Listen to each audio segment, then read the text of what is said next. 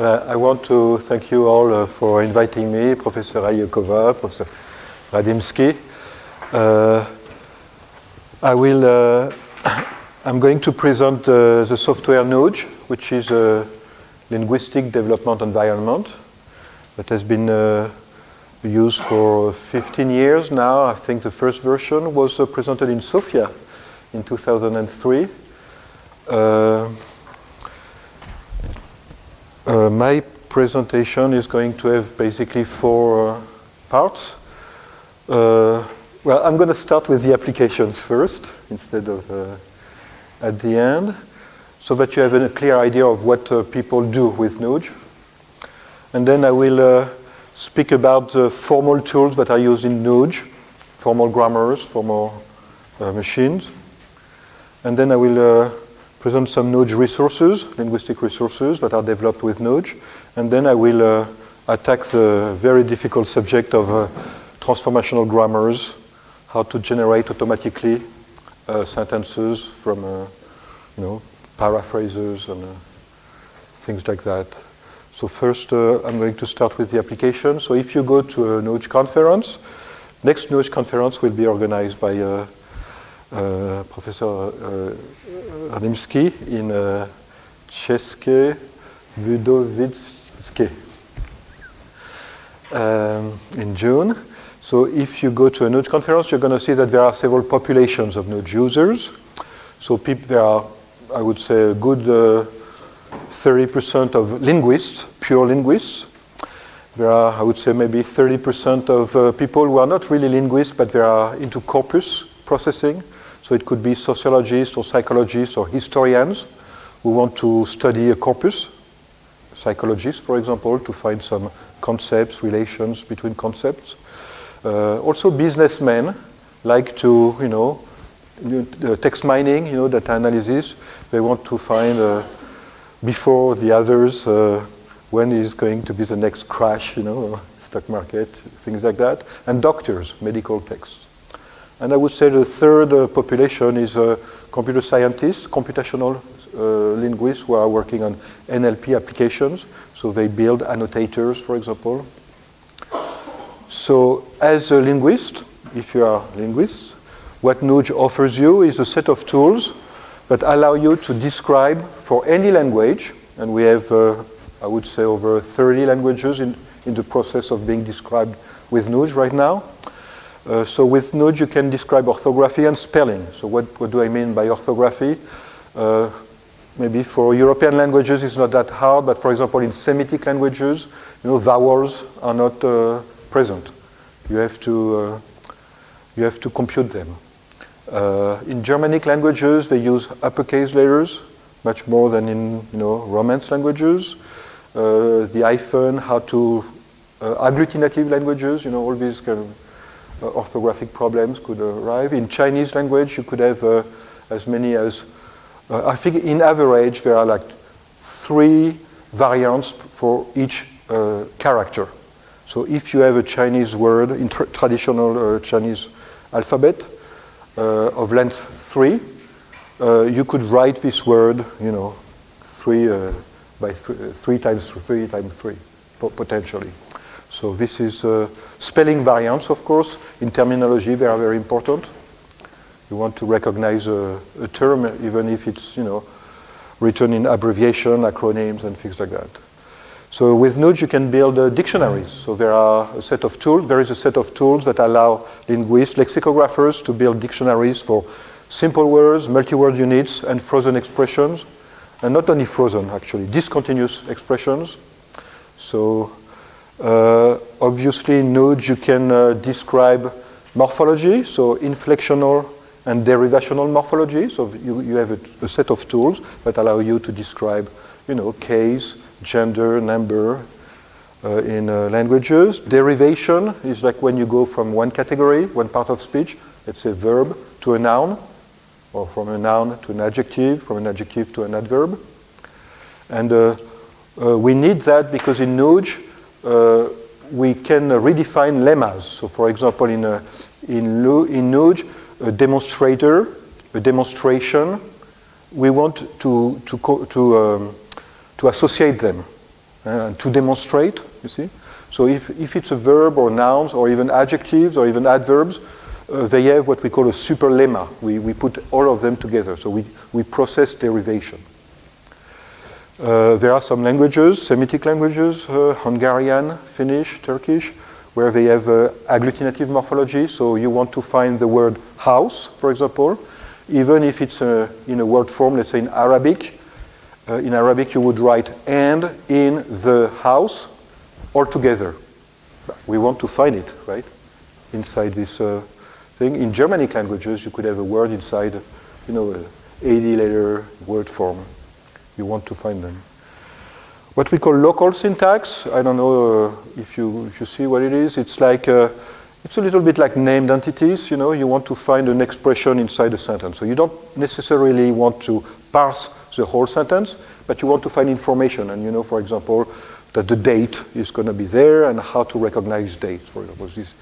Or you want to disambiguate grammatical words just by looking at a very, very limited context without parsing the whole sentence. Obviously, structural syntax, that's where you want to build a syntax tree. The syntax tree to process a complex sentence into into its components. And transformational syntax is I'm using transformations in the meaning of used by Zelig-Harris. So it's like pairs of superficial sentences that are linked together. So this is important. We'll see. So this transformational syntax allows linguists, for example, to describe the relations, the links between one sentence and the equivalent in the passive or in the negation, or with an aspectual verb or modal verb, these kind of things. And semantic analysis is very, very close to transformational syntax. Actually, we consider semantic analysis as an application, I would say, of the transformational parser in NooJ. So I mentioned that there are some people who are using NooJ. They are not really linguists. They are not interested in building, a description, piece of description of the language, but they are interested in parsing text, in finding information. So in text. So in France, we have Frantext, which is a big, database that contains a lot of text, French text. Which is basically equivalent to British National Corpus, EANC. I'm sure there are some corpora for every language. So if you want to compare NooJ with this system, I would say that when you use Frantext, for example, you can build queries, right? You can. I want a determiner followed by a noun followed by a verb, but this query you can only run on Frantext text. So you cannot bring your own text. If you're a psychologist and you have, I don't know, tens, maybe hundreds of non-directive interviews, you cannot parse your own text. You have to, with Frantext, you can only parse Frantext text. Another problem is with Frantext and BNC is the tag set is fixed. So when you use Frantext, they give you the set of tags, for example, verb, noun, adjective. But if you're interested in psychological verbs or communication verbs or nouns of emotions, you cannot, in Frantext, ask, I want a psychological verb followed by a noun phrase which head is an emotion, or a communication verb followed by a human noun, right? You cannot do that with Frantext.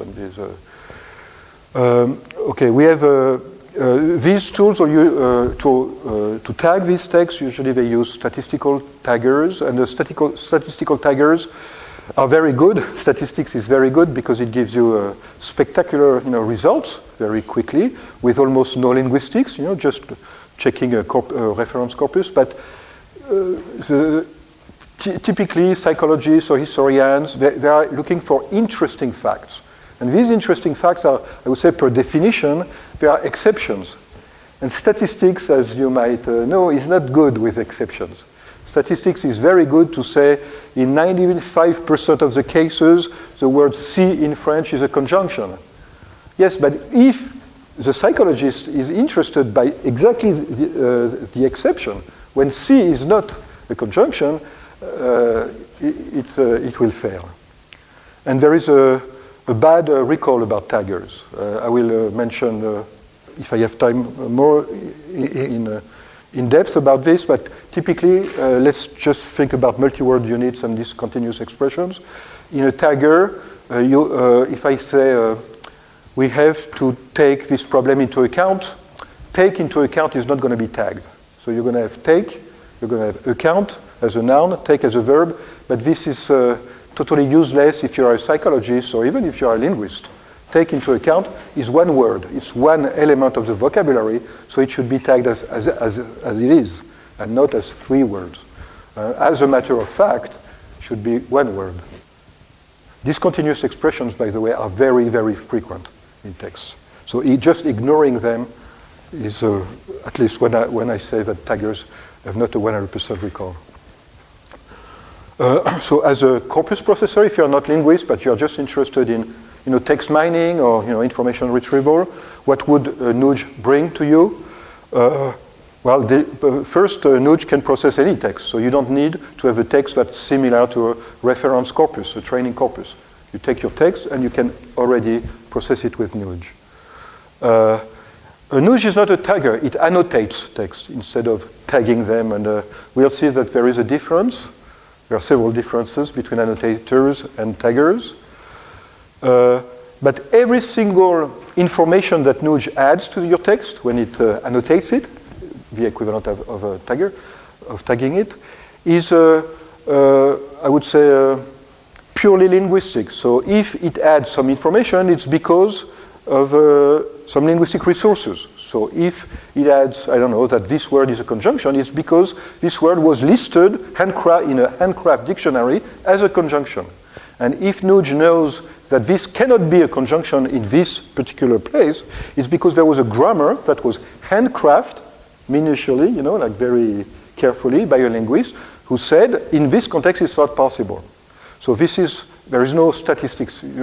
So if you want to debug the result of NooJ, it's very easy because there is no, like black box that is going to, throw some die and say, okay, there is a 50% chance that this word is a conjunction. Okay, everything can be debugged.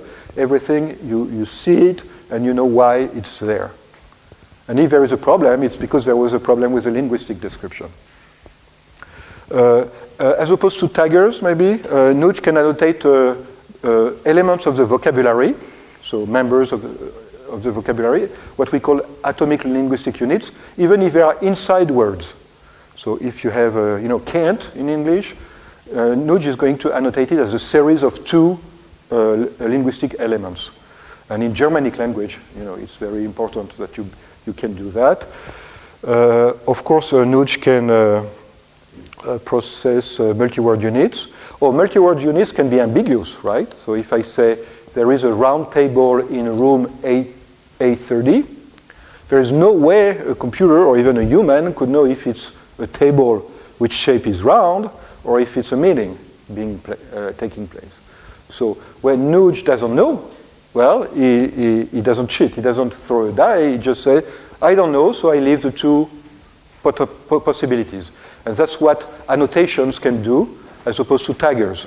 So you're going to see, like in 5 minutes, that you can have multiple annotations at one point, and so you can represent these ambiguities. And NooJ parsers can perfectly parse ambiguous text, and they can either remove ambiguities, solve, but just by deleting annotations, or adding more information to the annotation structure. So that's my next point. So any single parser in NooJ, whether it is morphological, syntactic, or even transformational or semantic, can parse texts that are fundamentally ambiguous, right? So this is a little cost. I mean, maybe it's a big cost to pay for what I said before. NooJ, as opposed to the traditional, corpus processing systems, has a 100% recall. So the cost to pay, right, is that its accuracy is, I would say, pretty bad in the sense that it doesn't know if round table is a meaning or if it's round, adjective, followed by table, the noun. So when it doesn't know, it keeps all the possibilities. So this is a cost to pay to have a 100% recall. So we know But all the multi-word units, all the terms that we're interested in are there, even though we cannot disambiguate them. And also, as a, let's say, a historian or a sociologist or a psychologist, one great thing I think about NooJ is that it takes literally 2 minutes to create your own tag set. So you have, let's say, a list of psychological verbs or terms that are interesting for you. You just copy them and paste them in NooJ. You add a special tag, I don't know, medic, for medical terms, and you save, and right now, on any corpus, your text, you can basically write medic between brackets, we'll see that, and then it will find them and disambiguate them and perform statistical analysis on them, etc. So that's one thing. So the people who are using NooJ as applications, not the ones that are developing resources for NooJ, but the ones that are using them, well, they are mostly in linguistics and literature studies too. So I don't know, in France, people who are interested in Proust, Marcel Proust, they build, extractors with NooJ to find interesting correlations for, I don't know, death and love, these kind of things. There are over 30 minority languages that are being described. Like now, I was working on Berber, and Quechua. Quechua is a new language that is being developed. And as I said, there are some business applications, that parse finance, law, medicine, and business intelligence is growing. Okay, so with NooJ, we'll see that we can also implement pretty easily translator, machine translation. Not, when I say pretty easily, it means a local one, right? So you're interested in some type of syntax structures in Arabic, and you want, it's very easy to enhance, I would say, your grammars and your dictionary so that they can automatically translate. That's easy. I'm not saying that building a whole, machine translation system for the whole language is easy, but if you have a specific problem, it takes literally minutes to add, oops, I don't know if you see le lalé in French, you just write the under, and it processes it. Okay, I'm going to talk about more formal things. I need to show you what's the engine inside NooJ. So what do we mean by grammars and machines? So obviously you know the Chomsky-Schutzenberger hierarchy, which in 1956 presented 4 classes of formal languages. Each class of language corresponds to a type of grammar and to a type of machine, of a parser, that can process it. And here they are. Oh, what is a grammar? A grammar in the Chomsky hierarchy is a set of rewriting rules.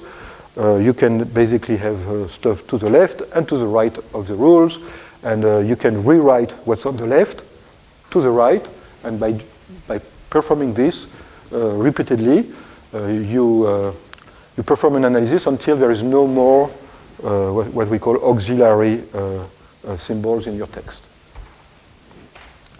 So this is a hierarchy. So you have what we call regular grammars, context-free grammars, context-sensitive grammars, and unrestricted grammars that correspond to parsers.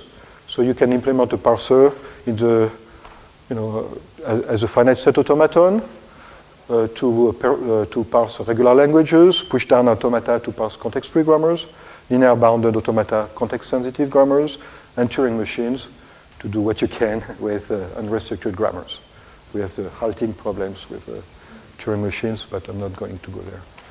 And typically, it's an approximation, but if you are interested in performing, writing grammars in finite state, in regular grammars, you would typically use XFST or SFST or HFST. These tools, these allow you to write grammars that are regular.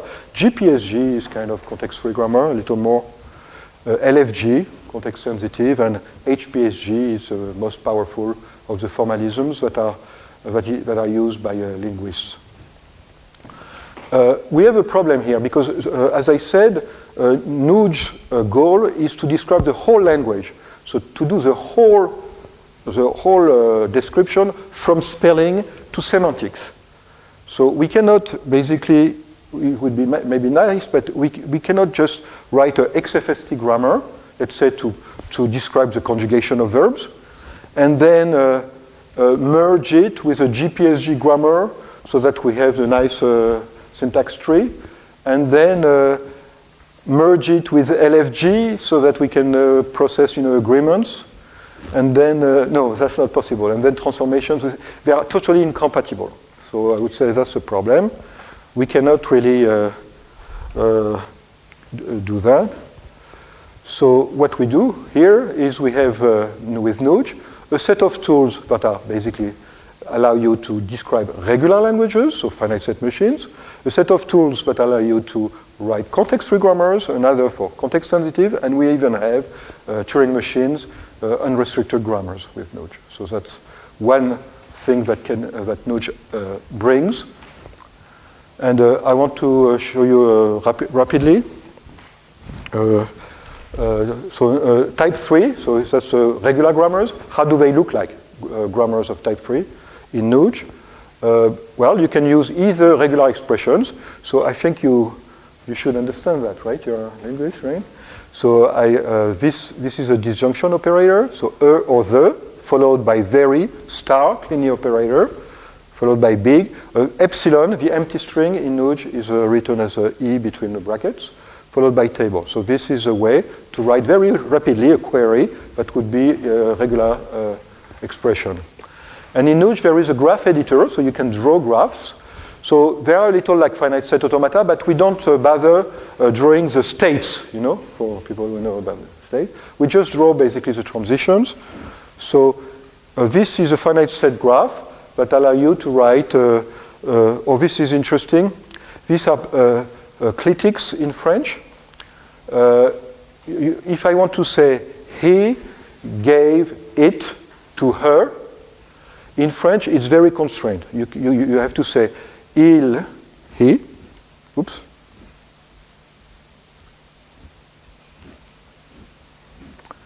He, it, her, gave. You see? And it's pretty, it's something you have to learn when you learn French. You cannot say, you have to say il le lui donne, you cannot say il lui le donne. That's forbidden. So this typical, I mentioned local grammars before, you see, these are sequences of grammatical words that have a special syntax, a local syntax. And this, okay. Local grammar, this is a Spanish one. How do we disambiguate locally?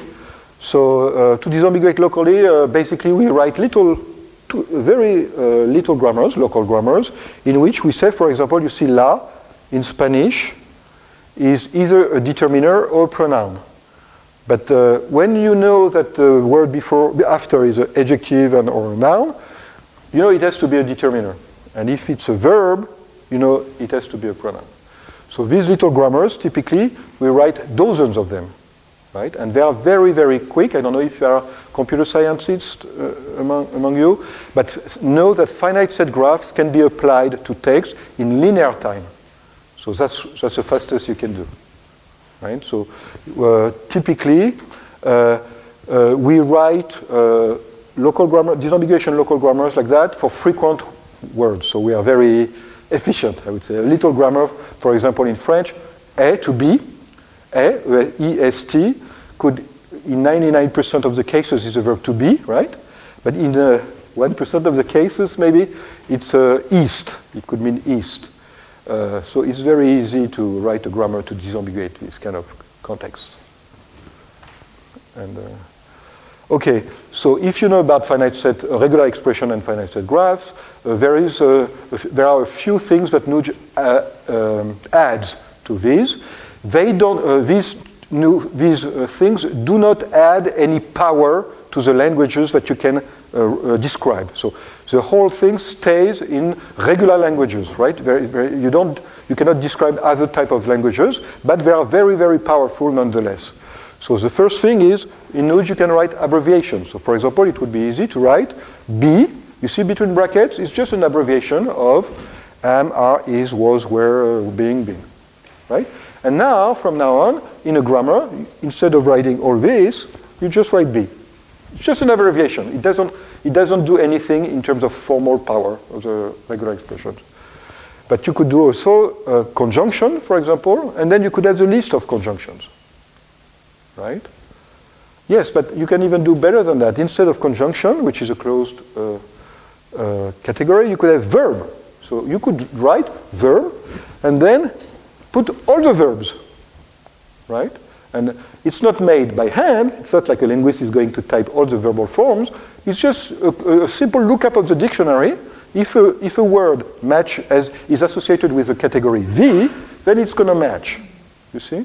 So now you can see that it's much, even though we still are in the framework of regular languages, we can do things that you cannot do if you don't have these kind of mechanisms, right? And even this, look at that. I could easily with NooJ write, I want any noun that's not human, but belongs to the medical terminology, and it's in the plural. And plus means it has a property, minus means it doesn't have the property. And if I wanted to implement this as a regular expression, I don't even know how I would do that.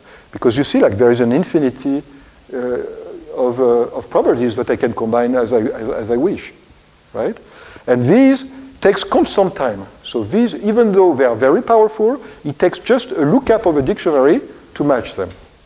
So another problem that is very badly, I would say, handled by generative languages, generative grammars such as the one, the Chomsky hierarchy, is the order problem. So French is not a free order language, but we do have Molière, one very famous piece, where you can say, Belle marquise, vos beaux yeux me font mourir d'amour. Beautiful marquise. I don't know, marquise? How do you say marquise? Countess, It's like an aristocrat, right? Your beautiful eyes make me die of love, right? But if you see, you can say it several, so you could say, for example, d'amour, mourir me font. I mean, this is the order problem. So you can write this is not real French, right? It's like funny French, I would say. But let's go there. Let's say I want to describe a sentences that contain one subject, one verb, one direct complement, and one prepositional complement, such as John gives a flower to Mary. But instead of working in French or in English, maybe I work in a Slavic language or a free order in Hungarian, for example, and then I can put the subject in nominative, object in accusative, prepositional as a dative, but in any order I want. So how would I do that with a regular expression? Huh? Well, or this is a finite state graph, right? So I could start, you see, by thinking all the possibilities. So first possibility, I have my verb first, and then I have, let's say, a nominative noun phrase, followed by either an accusative or a dative, and then if I have a dative, followed by the accusative. Do you see, these are all the combinations of sentences in which the verb is first, right? And all the noun phrases are behind. And then I could have one noun phrase, and then the verb, and then the two other noun phrases behind. I have a battery problem, maybe?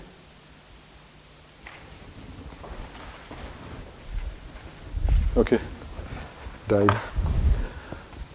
Okay, so then I can have two noun phrases before the verb and one after. You see, all these are all the combinations, right? And then everything before the verb, right? So in total, the grammar is horrible. I don't know what you think about that, but the linguist would be disgusted by that, right? A finite set graph or a regular grammar is really, really not adapted to describe this kind of thing, which is very easy. I would say that maybe a 3-year-old would understand that you just say in any order and then you're done. So why would a linguist have to write this kind of completely crazy, complicated grammars for a very simple phenomenon? And if you wanted to write a regular expression, you would have to write something like that. Verb, subject, accusative, dative, or, I mean, this is all the possibilities. And think about it. If there are 4 terms, verb, subject, accusative, dative, how many are rules in your grammar? 4 times 3 times 2 times 1. But this is just the beginning of linguistics, because you know in sentences you have circumstantial complements. So you could have a date adverbs, you could have a manner adverbs, you could have a location, you could have easily 7, 8, and this explodes because it's in factorial, right? So it's just not possible. So in NooJ, how do you do that? It's super easy. NooJ, you just write there is no order. And how do you write there is no order in a NooJ grammar? You just write, you see, the nominative, accusative, dative, and the verb, they are just in parallel, so it means no order. In any, and then you have a loop. You see, you go there, you see there is a loop here, and you can come back there, and you can come back here, and you can come back there, etc., until you find a match. So how much power, how does it take, how long does it take to match a sentence with that? Nothing, because that's a finite state grammar. So it's just linear. So I parse a sentence, NooJ parses a sentence, just reading it, right? I have a match.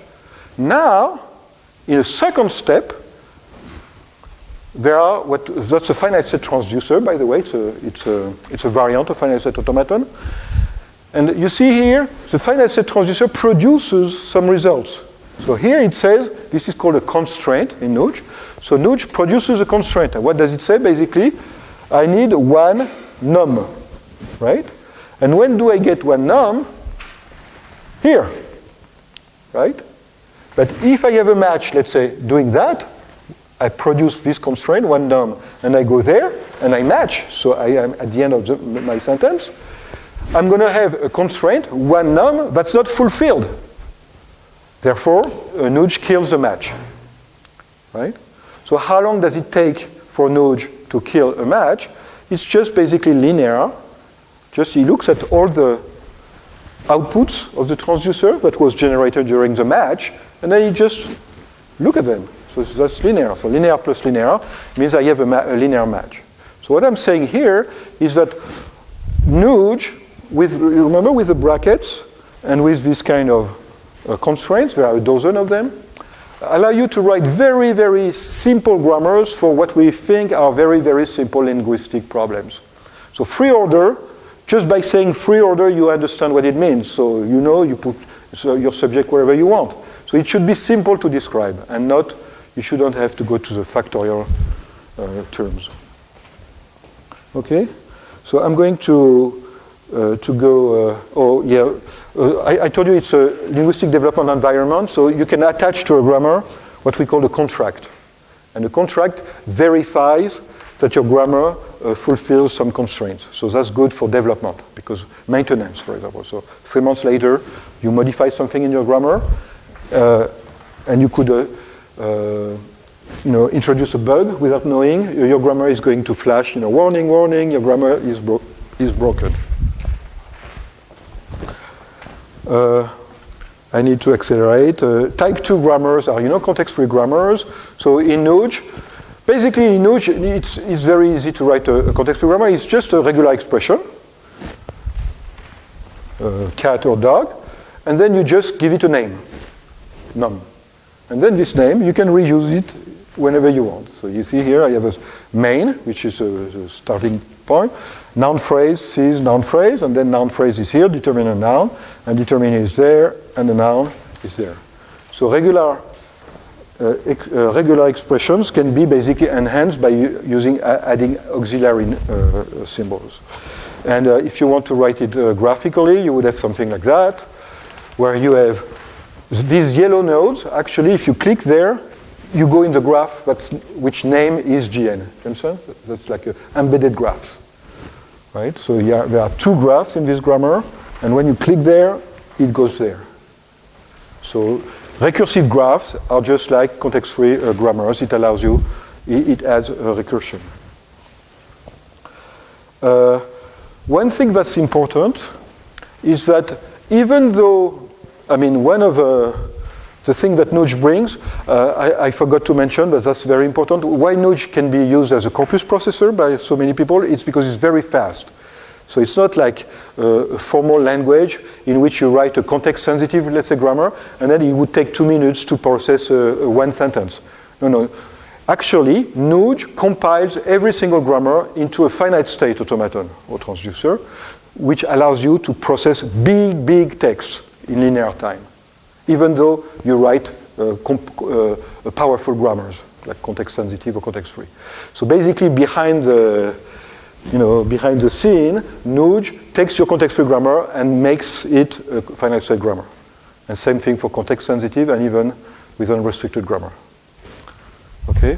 But what's important is that it's not because NooJ fundamentally is a finite set machine that we encourage people to write finite set grammars or regular expressions. And typically, let's say I want to write a grammar to describe a sentence such as, you see a determiner followed by a noun, and before the noun I could have a number of adjectives, and adjectives can be modified by an adverb, so that would be like the very big table, right? Followed by a verb, you see, in any verbal form, and then you see I copied and pasted this here and there, because basically I want to say it's a noun phrase, right? We don't want people to write regular expressions or for finite state machines because this is a nightmare to maintain. Let's say I want to add some modifiers, the table that I bought in Paris. So I'm going to add here, oh my God, I have to go everywhere in my grammar to add this. And if there is a bug, it's just not possible. So even though NooJ is fundamentally a finite state machine, we encourage people, for maintenance reasons, I would say, to write something like that, right? So you write your noun phrase, you describe your noun phrase somewhere. Actually, the grammar for French noun phrase is itself composed of 130 graphs itself, right? But we put it there as a module, as a unit, and then we reuse it with this yellow thing, you see? So this is a grammar for noun phrase that we reuse there.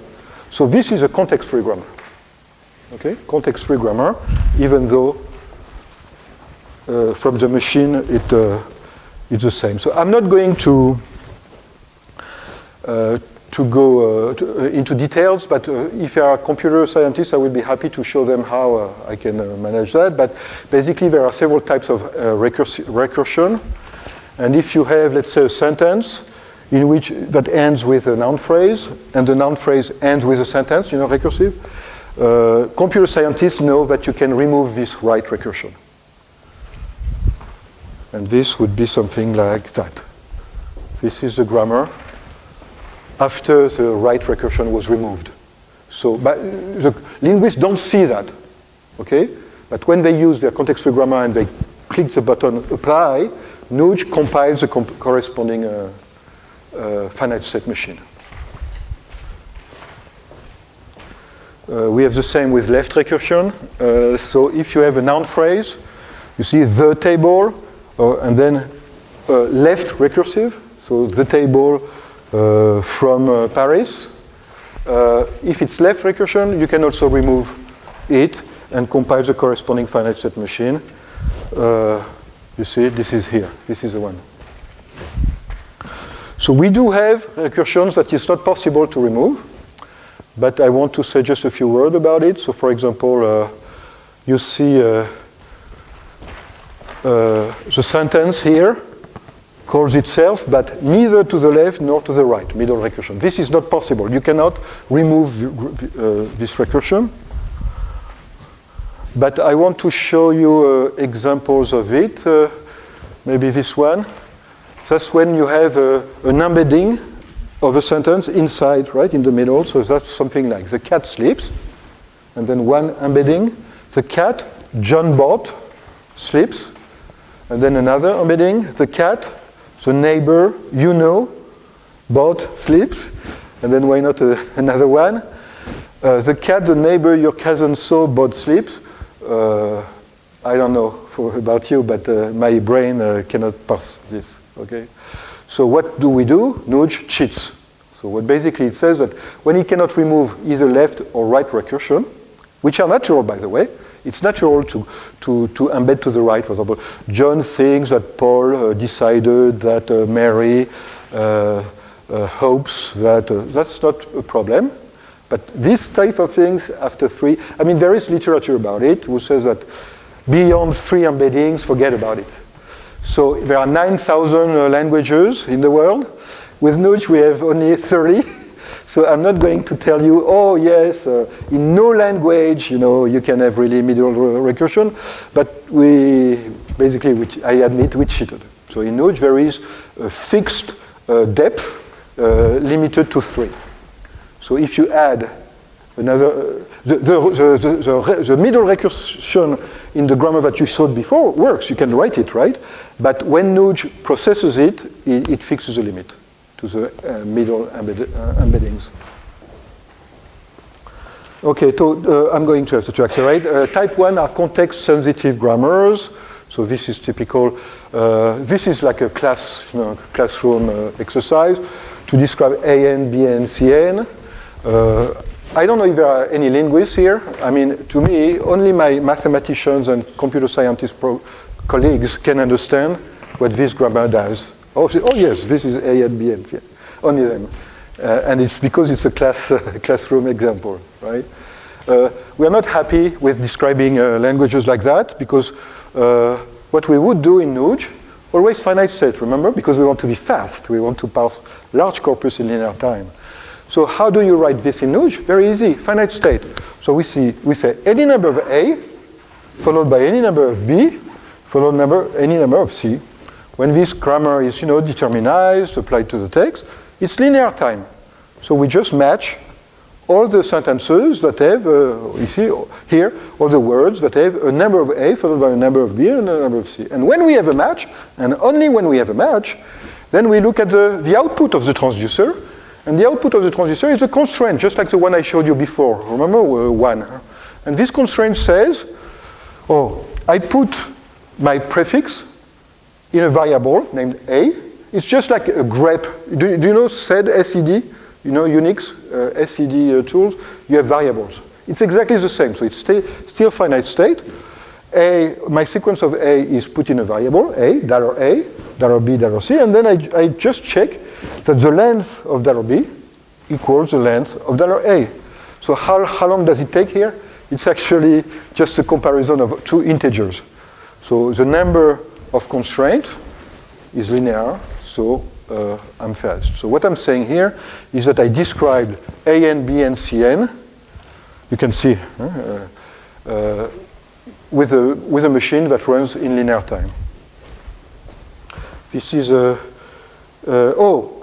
one thing, like in the hierarchy, I mentioned, tag, CCG, in the same family as LFG. Actually, tag, CCG are called mildly context sensitive. Mildly context sensitive means that they don't have the power of LFG.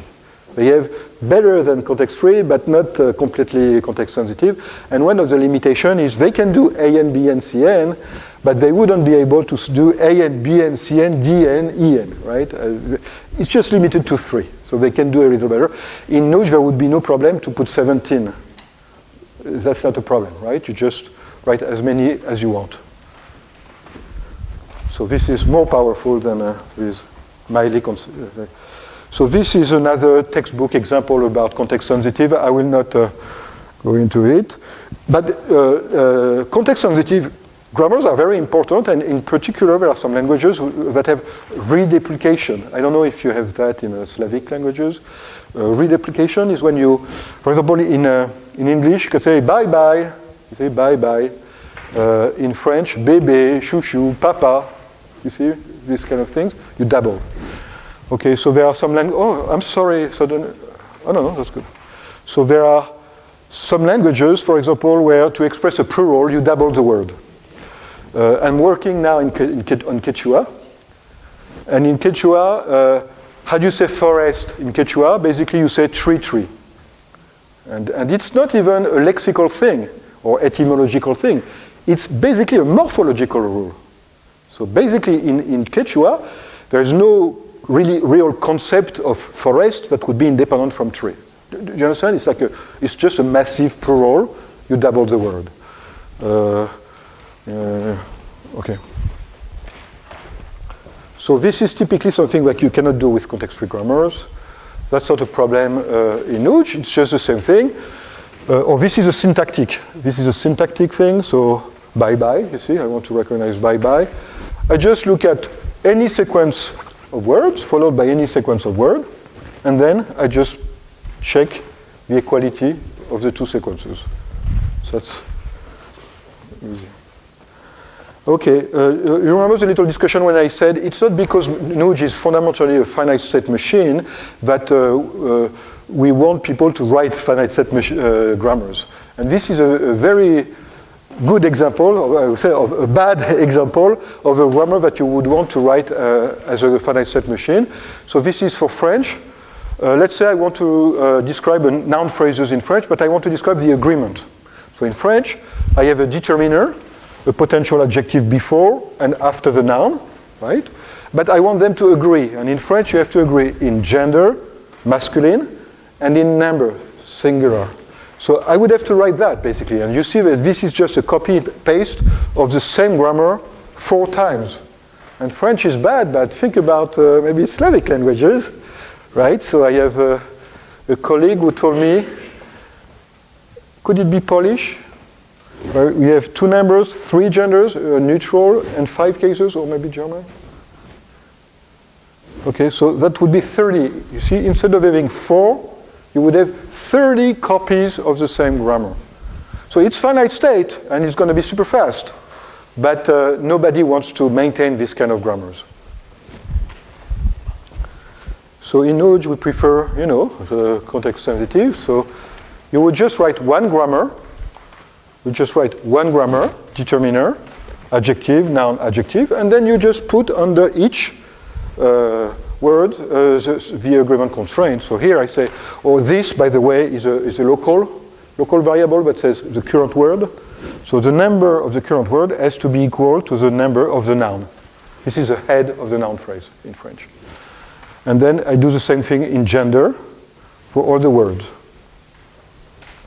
So this is actually a beautiful application of that, because in French, we have a big problem in French, which is like, I think something like 12% of the letters in a French text are not pronounced.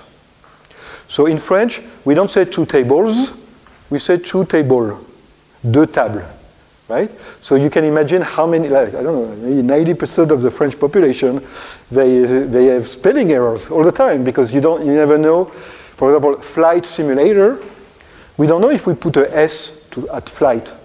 Is it a flights simulator or a flight simulator? Maybe in English it's not a problem, but in French it is. And the poor kids, who have, the spelling test, every week. And basically the French teachers, they just spend a considerable amount of time teaching French kids all the letters that are not pronounced, but they have to think, yes, and it's a big mistake if you forget the S or, And the French conjugation is a nightmare too, because if you speak the real French language, which is basically oral French, you just say, je mange, tu manges, il mange. There is no difference. I eat, you eat, he eat, right? But no, not when you write it. You have to put a T, a S, or okay, that's a nightmare, okay? So why am I mentioning that? Because this is perfect, because here, look at that. This makes a big difference, a big separation between the syntactic structure, which is described here, my noun phrase as a determiner, adjective, noun, adjective, and I match stuff. And then when I match my noun phrase, I check the agreement. So it's separated, which corresponds to a reality in French. Because in French, everybody speaks French. I mean, all the native French speakers, they know how to write, to produce a sentence or a noun phrase. What they don't know is the agreement. So this allows, let's say, a French linguist to write very easily a spelling corrector that will match sentences, and then, draw a flag when it says, there is an agreement error, because it's separated. Whereas the previous grammar here would be totally useless, because here If there was, let's say, an agreement error because you see it's masculine plural here, and somebody forgot the S in the adjective, well, there would be no match. So you wouldn't even know that there is an error.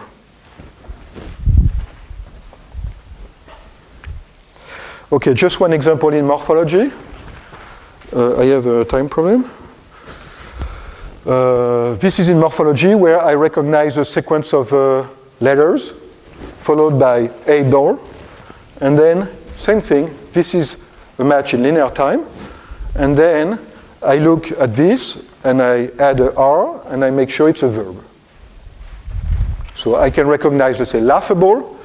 I also match table. But since T is not a verb, it will not match. Okay, I have to jump ahead. Sorry. Okay, I'm going to. Okay, just when I said that NooJ is like a pipeline. I don't know if you know Stanford Core NLP. It's a little bit the same architecture, where NooJ, instead of tagging text, it keeps the text as it is, and it indexes, you see, annotations in a different structure, which is called the text annotation structure. And you see the annotations are here. So here it says, you see, it found a date adverb. And then when there are ambiguities, when it doesn't know if it's a noun or a verb, it puts them in parallel. Okay, so this is a typical dictionary in NooJ. Just copy and paste if you have a list of terms. Copy and paste them in the NooJ, and then they are. This is typically queries that you can put in memory, and then you just apply them. Let's say you are interested in death. You can just write a little grammar like that, save it, and then reuse it. This is a terminological graph. There are hundreds of them. Bank card, MasterCard, American Express, Premium, etc. And then when you apply these queries on text, you can perform statistical analysis. The standard score gives you a measurement of accidents in frequency. So when it's above 2, it's typically something interesting happening. Okay, this is sentiment analysis. These are the local grammars that you see, this is a grammar. This is a graph that is part of 20 graphs that recognize all the dates in English. See? So this graph here, this grammar, its name is Monday, June 5th. Okay? This is the name of the graph. It's a little confusing. That's how we call it. And this is another graph of the same grammar named at 7 o'clock. You see? It's the same grammar. And why do we name that? Why do we name our rules like that instead of Toto 34 and Toto 35? It's because when we reuse them, and remember this is a yellow thing. You remember the graph Monday, June 5th and the graph at 7 o'clock? Well, the combination grammar is still readable. So I can see, you see here, Monday, June 5th at 7 o'clock. You see, I understand the thing. It's a maintenance thing. So we don't like, NP05, trans, we don't like codes. We like examples, let's speak. We need that because we have thousands of graphs like that. Oh, this is the same in Italian. This is named entities in Arabic. Or this is a business application where there are grammars. There are 4 types of government laws in French. There are réglementation, there are codes, réglementation, jurisprudence. I don't know how to say that.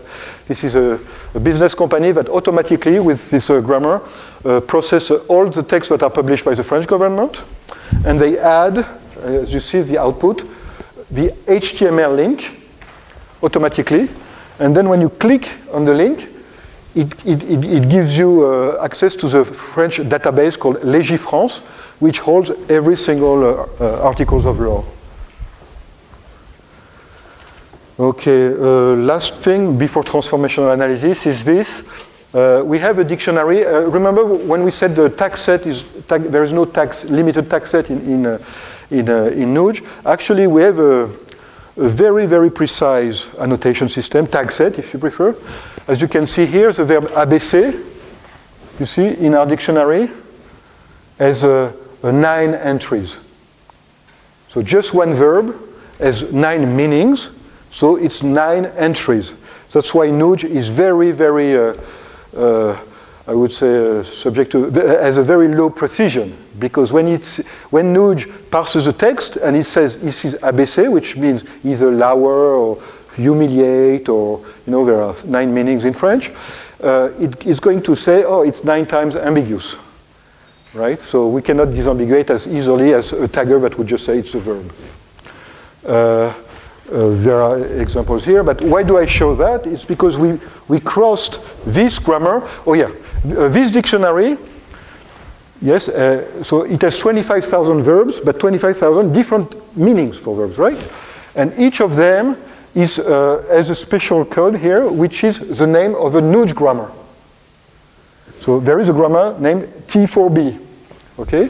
And this is a syntactic grammar that says exactly what kind of context for this meaning. And I think it's this is typically the generic grammars. There are 4 of them, A, N, P, and T. T means direct transitive, P means pronominal, etc. So this is a typical grammar. And I gave an example here, abrité. There are 4 meanings for abrité. Abrité 1, and these are the grammars, the NooJ grammars, right, that are associated with them. So Luc shelters Leah from the rain with an umbrella. Shelters. Meaning number 2, Luc gives shelter to refugees. Meaning number 3, this building houses a legal department. Number 4, Luc hides behind his boss, avoiding responsibility. And this one shields the harbor from the waves with a seawall. So these are 5 meanings of the verb abriter, and in parentheses, these are the names of the NooJ grammars that you use. And what's nice is that if you just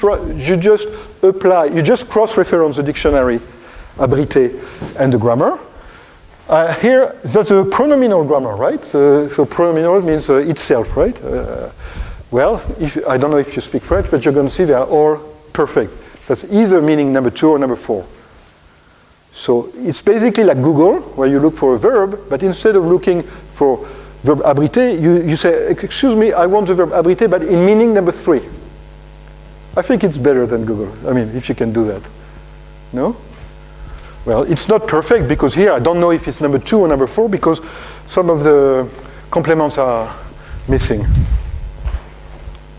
And if I look at direct transitive, I know it cannot be number 4. That's not spectacular, this one. I had a spectacular one, but I think... okay, I want to finish maybe by... how much time do I have? Okay, 5 minutes. Okay, seat belts.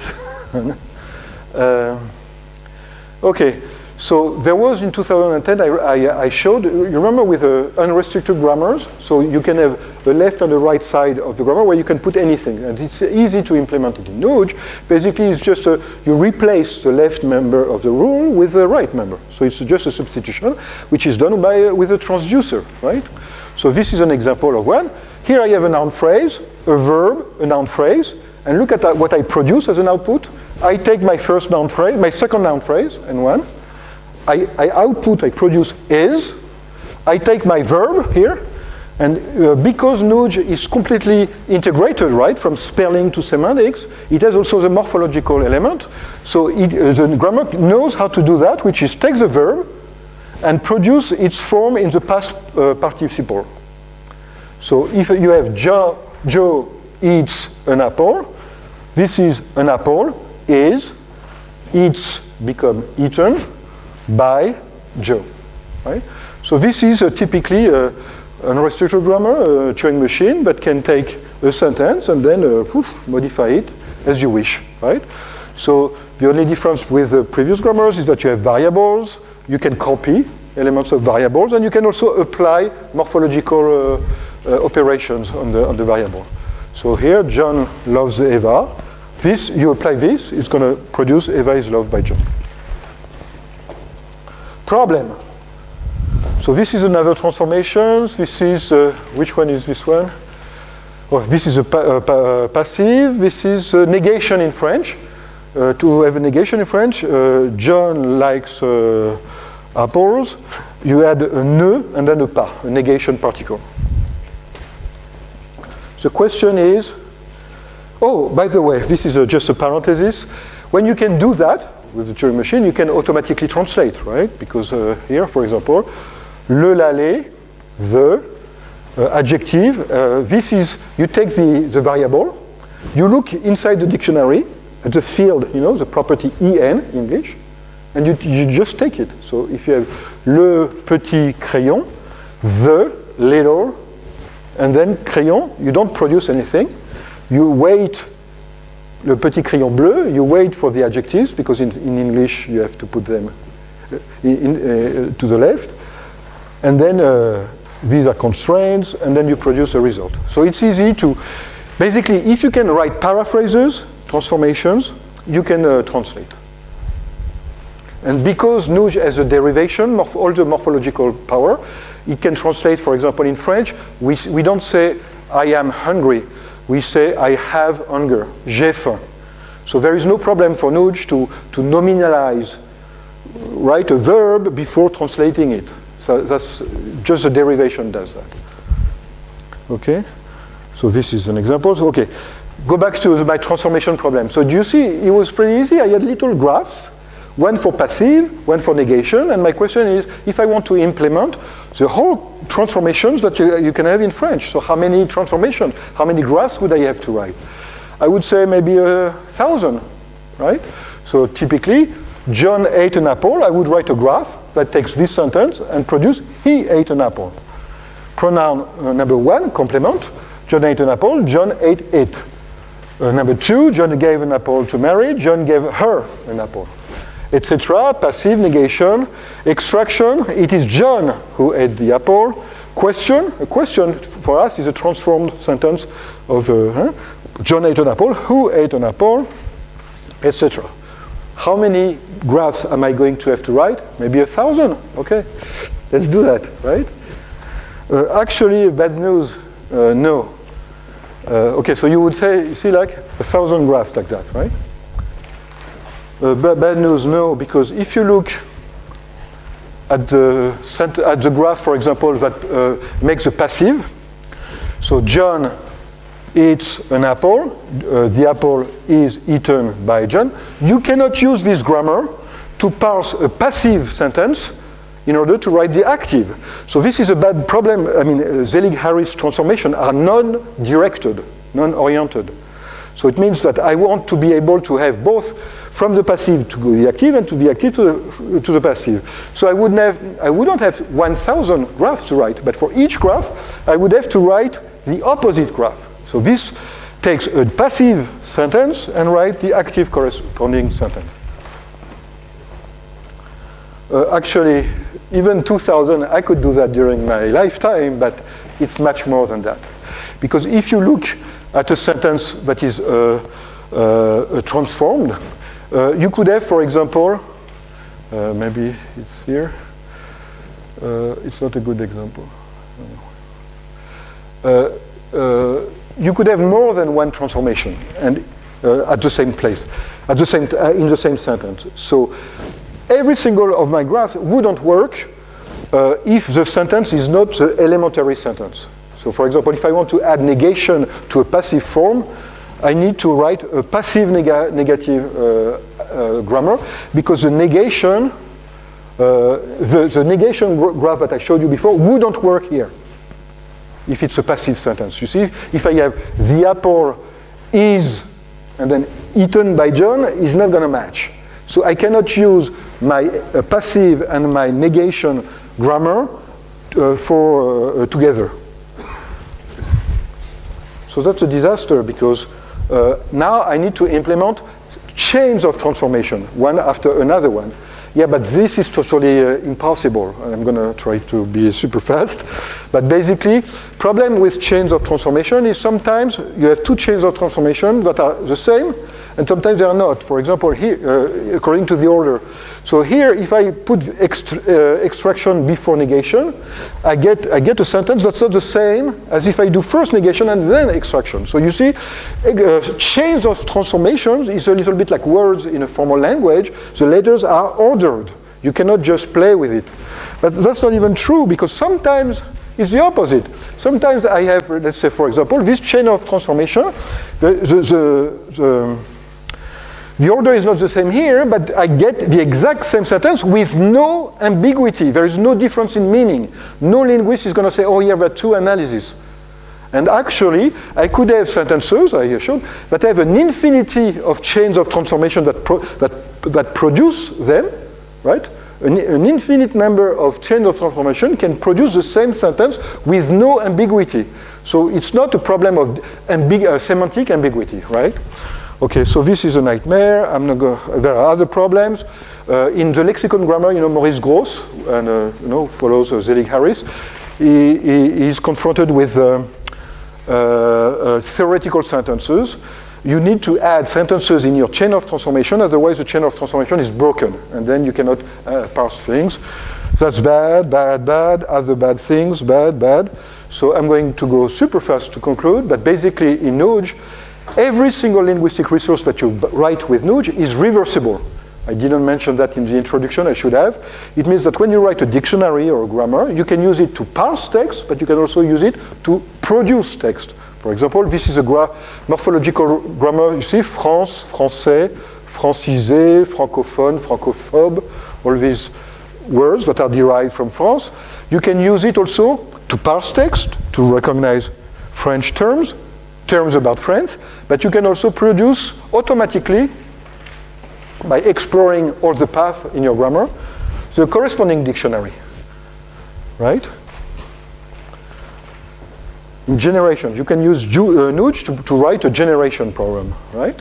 Well, let's say this is a simple syntactic grammar in English that recognizes just direct transitive sentences, like Joe loves Leah, right?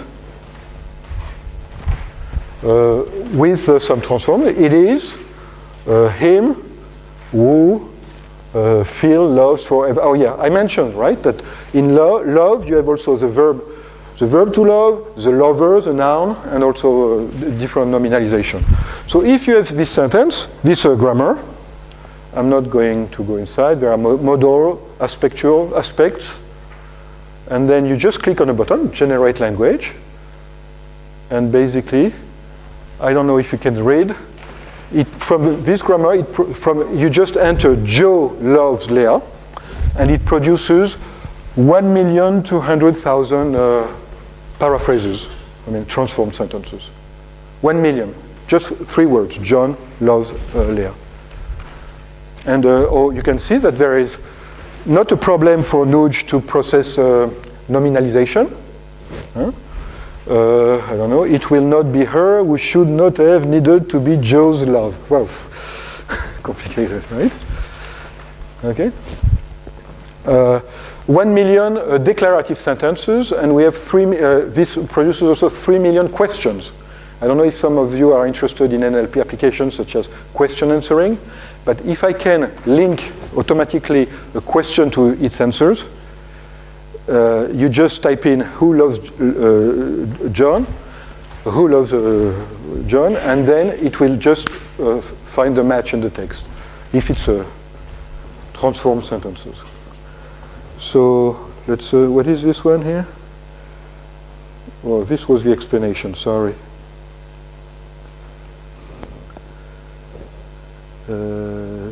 Oh yeah, pronouns are a little complicated because of the agreement. We have derivation in the dictionary, that's why you can go from love to lover.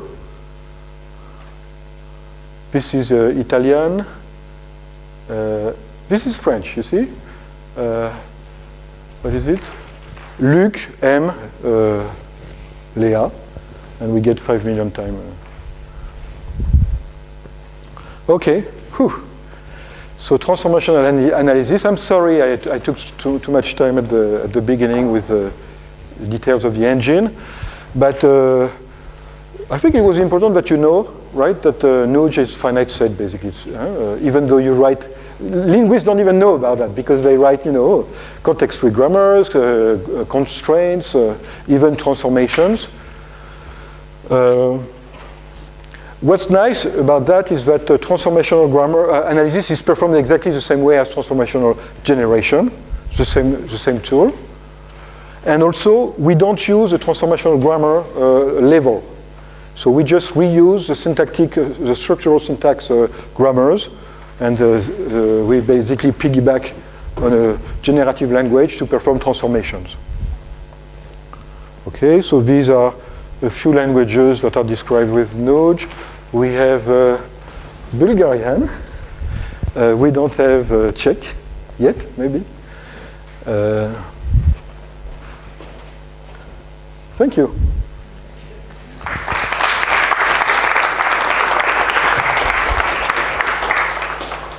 Thank you very much. You may have to check after your seminar and just get it simplified.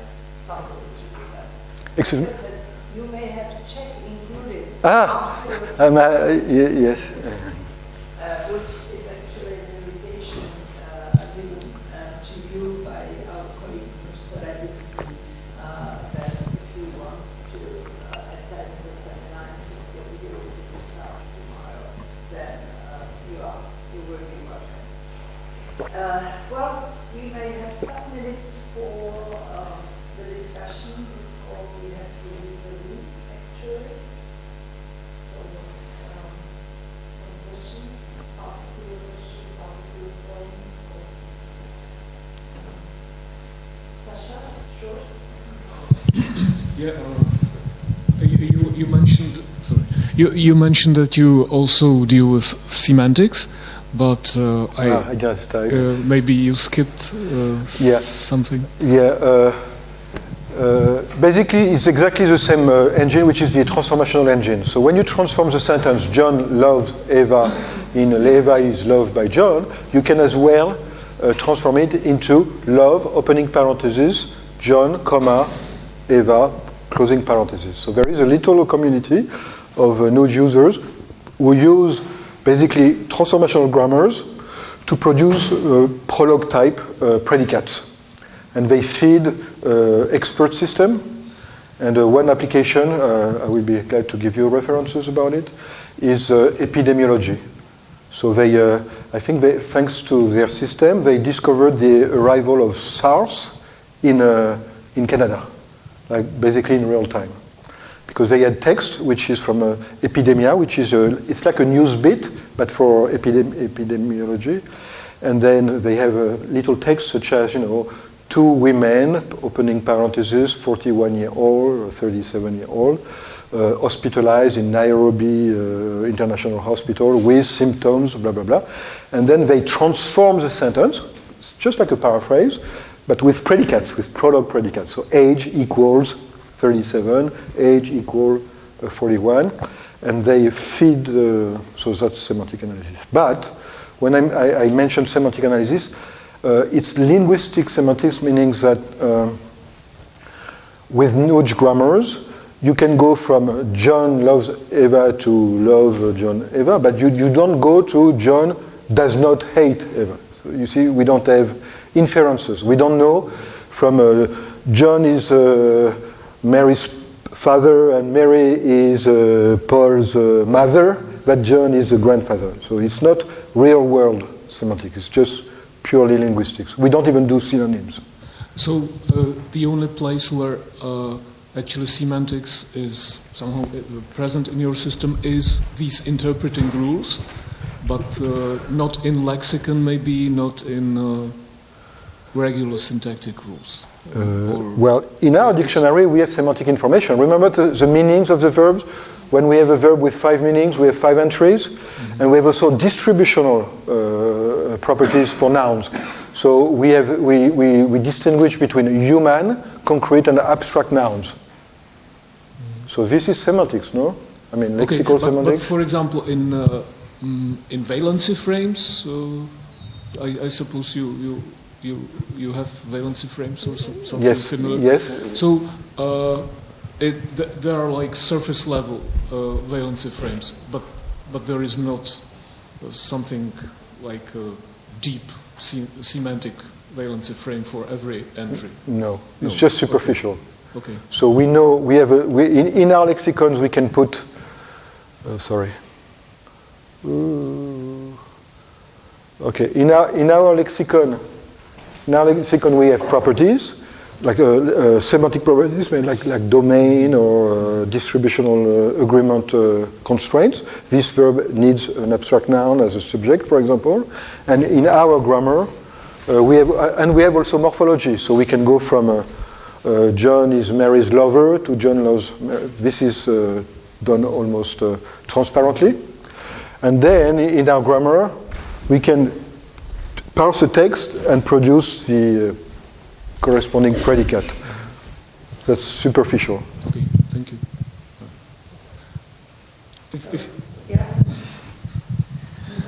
Please, is it possible to use whites on your rules? To use what? Whites. Weights? Weights. Thanks. Weights. No, there is no statistics in a So, but manual weights? Yes. No. Yeah. There's no possibility to Yes. train it. You can, the linguist, you can write whatever string you want, and then when you have a match, it will produce a result, and then you can even interpret it. So you could have a little calculator that multiplies the weight along the matching sequence, and then computes best weight, right? Yes. Okay.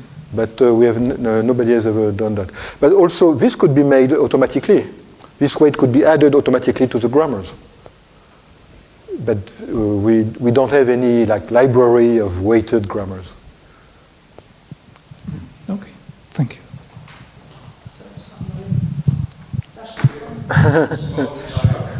I hope somebody would ask instead of me. Well, do you have any evaluation of any of your grammars on? Any what? Evaluation. Well, we are very bad in evaluation. We are terrible because when we compare, let's say, our system to any simple tagger, our results are disastrous because we don't even know, like when we have a verb, we cannot decide between its 5 meanings, where any simple tagger can even disambiguate their whole thing with no problem. And just the very fact of adding multi-word units, they are massively ambiguous. I mentioned round table, but in French, I would say probably 80% of the multi-word units in French could be analyzed literally, word for word. So that's ambiguities that we cannot manage. No. Of course, you have to compete fairly. So. But we have never found any fair competition. When we talk to statistical tagger authors, they basically say, like Eric Brilles, wrote, statistical methods have proven the uselessness of linguistics. So. No, of course you have to somehow lower your standards to compete on in Portugal, I have a colleague, Cristina Mota, who really tried to lower the quality of NooJ in order to compete. I don't know the results, but it was so, I would say, disconcerting for me. It's like removing all the beauty of our system to say, because it was even worse than that, because I think she said that in her competition in Portugal, they decided that noun and adjective shouldn't be two different categories because it's too hard to disambiguate them. So they had one category for noun and adjective. Mm-hmm. So at one point I decided not to follow up on our work. I mean, it's a different thing. Maybe it's almost like a religion, meaning that even if a statistical tagger would give 100% result, even if he would take account of the multi-word units and discontinuous expressions, it would do it in a totally opaque way, which is not really interesting for linguists. The linguists, they are not looking for a magical solution that's going to do the work for them. They want to understand how language works. So we want to write these grammars. So even though by a trick, like Eric Brilles, tagger is just like tricks, right? It's like if a word starts with uppercase letter and a word, three words later, there is an ambiguity between a verb and an adjective, then it's a verb. But this rule works perfectly for his corpus. Maybe he gets 100% of the result correct. But what do you do with a rule like that when you're a linguist? So that's not describing languages. So that's where I'm talking about religion. We cannot really talk with statisticians, I would say. Even though we kind of compete in a way, but I'd say overlap, you know. Thank you. I'm sorry, we have to leave the room because there's the meeting of our institute fellows, and I can't say that members of our institute can come to my office and discuss further because they have to be here for the meeting. But people coming from the outside are invited to come to my office and continue discussion. So thank you once more. Well, thank you very much for your interest in my work.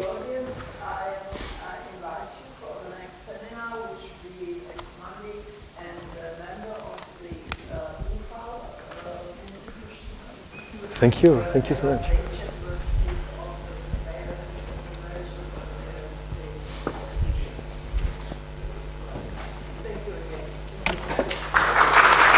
Thank you.